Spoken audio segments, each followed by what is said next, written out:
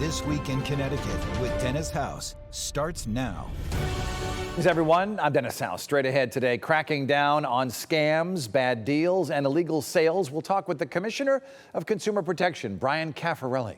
Also, New Haven Mayor Justin Elicker is with us. He's running for re-election and responding to Republican criticism about crime. Plus, we sit down with legendary coach Jim Calhoun and columnist Dom Amore, who are out with a new book, and the bear that keeps coming back to a suburban home. First, the lead. Scams are on the rise across our state. So how do you know what is legitimate? The state has an agency to protect us from scams. We are joined now by the Commissioner of Consumer Protection for the state of Connecticut, Bryan Cafferelli. And Commissioner Cafferelli, good to see you here in the program. Hi, great to be here. Thanks, Dennis. So what exactly is the role of your department? So the Department of Consumer Protection, it ensures a fair and equitable marketplace and protects the health and safety of consumers. And so what does that mean? We really touch everyday lives on a variety of levels that most people don't realize. But we do such things as licensing. So we issue nearly 300,000 licenses a year. We have an occupational and professional division where we license the trades to make sure that there are competent and licensed people doing work in your homes. So electricians and plumbers and things like that. That's right. all you. Okay. Yep, and your businesses. We have a consumer complaint division. So if you feel that you've been wronged by in the state of Connecticut, that you could call up, and we oftentimes mediate some settlements between a business and a consumer. We have investigators that investigate claims of unfair trade practices or deceptive acts by businesses. And so that can include home improvement contractors. So we see scams yeah. that happen in that vein. And, you know, a large part of it, and let me just kind of take a break here and say thank you for helping us get the word out, because education is really something that we try and help consumers by helping them avoid get into certain situations and scams. And so we can find there are cyclical things that come up, like in particular to the home improvement contractors with roofing scams, or after storms, things come up like that. So what kind of scams have you uncovered lately? So there's a lot of imposter scams going on. So people will be contacted saying that they've missed jury duty and think that it's the state contacting them and that they will face a fine or something more severe. There's toll scams. Even though we don't have tolls in Connecticut, people often travel in neighboring states that have them, and so they'll fear that they're going to have some action taken against them for unpaid tolls and stuff like that. But we also cover foods, so weights and measures, so some interesting things. We make sure that when you pump a gallon of gas that you're actually getting that gallon of gas. Pound of burger should be a pound. You got it, yeah. And so the weights, we do the weigh stations on the highways to the weights in the grocery store. But you learn about most of these things from regular people. They'll call up and say, hey, you know, I bought a chicken that said was 2 pounds. It was really, I think, only a pound, and that's how you learn about all these scams. We do. We respond to a lot of consumer complaints, but we also have a cadence where we do inspect things.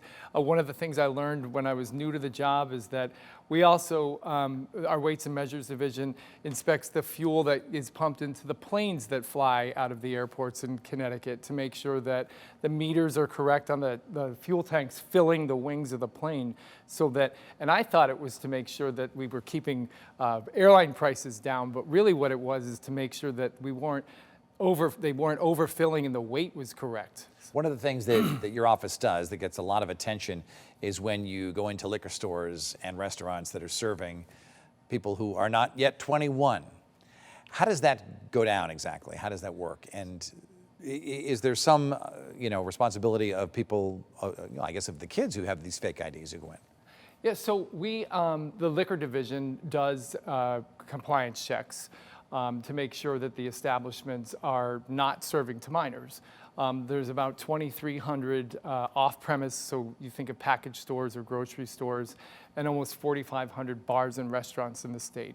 And so what happens there is the state, with some sister agencies, employ individuals who are under 21 and send them in either with an agent or a police officer, overseeing the activity, and they attempt to make a purchase, and with a valid ID that says they're under 21. And if the establishment sells them alcohol, then they have failed that. And so in 2025, for example, so far we've had 186 such checks.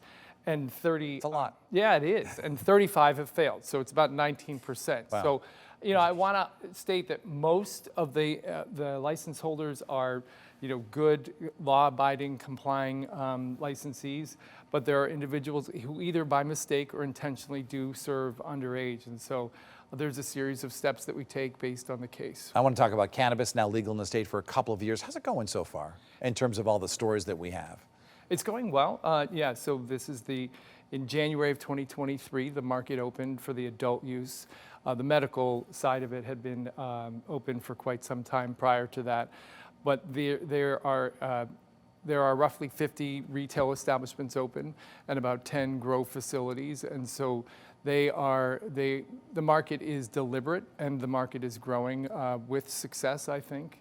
But there is a component of it in terms of the illegal sales that is not part of the regulated market that you will find in some vape shops or other convenience stores that are problematic. So there are people that actually are selling illegal cannabis. Yeah. Why would a person buy illegal cannabis when you can go to a real cannabis place? I don't know. It could be a variety of things. There's a marketing component to it where we fear that it's targeting underage individuals, and so This is dangerous stuff they're selling. It's very dangerous. It's untested. Like the regulated market is tested. You know what you're getting. You know the amount of THC.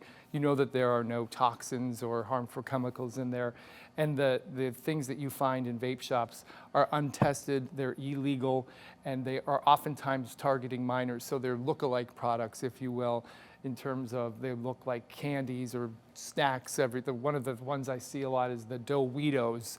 And so it looks like a Doritos package, but it has 10 or 100 times sometimes the amount of THC in the regular market. So it could be dangerous stuff. Remarkable work your department's doing. Bryan Cafferelli, he is the commissioner of the Department of Consumer Protection. We thank you so much for being with us here. Thank you, Dennis. Keep up the good work. Okay.